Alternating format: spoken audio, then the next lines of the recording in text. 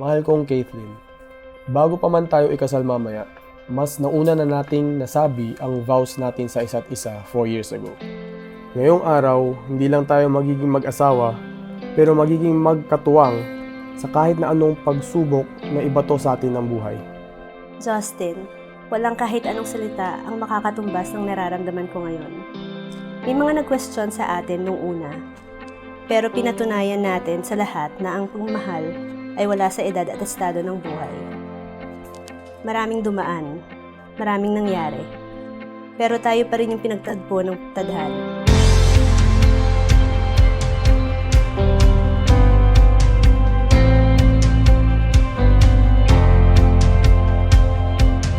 Unang tingin pa lang, tumigil na yung mundo ko.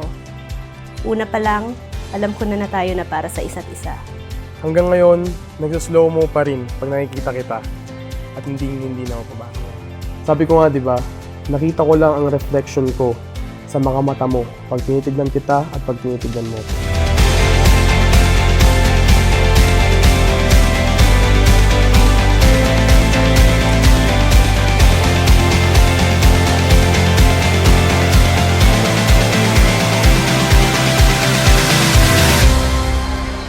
Si Kaithlin at Justin ay magsisimula ng isang bagong buhay na sabi sa atin ay ebanghelyo ay hindi na sila dalawa kundi isa.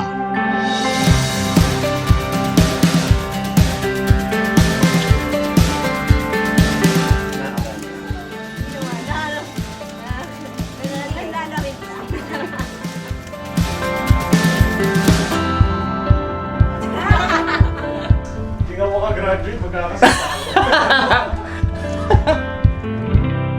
Come on, let's go.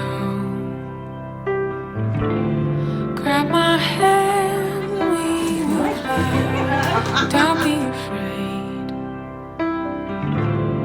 Don't be anxious or wonder why. So come on, let's go.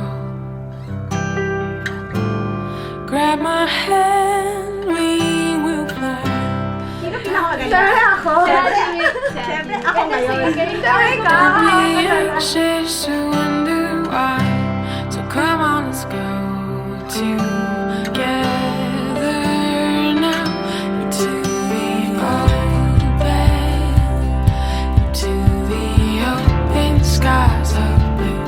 You may be broken, but these wings will carry you into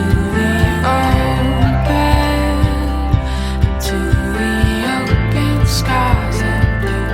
You may be broken, but these Sa unang kita ko pa lang sa'yo, alam kong ikaw na ang para sa akin.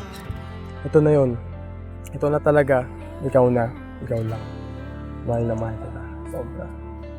Ngayon, andito na tayo sa bagong pahina ng buhay natin. Yung buhay natin na magkasama. Simula na ng habang buhay. Ako, ikaw. Ikaw na, ikaw lang. Love you. Same ending yun. Okay. Lupit nun ha. Same ending. Ah, that's Ikaw na, it. ikaw lang. Okay. to the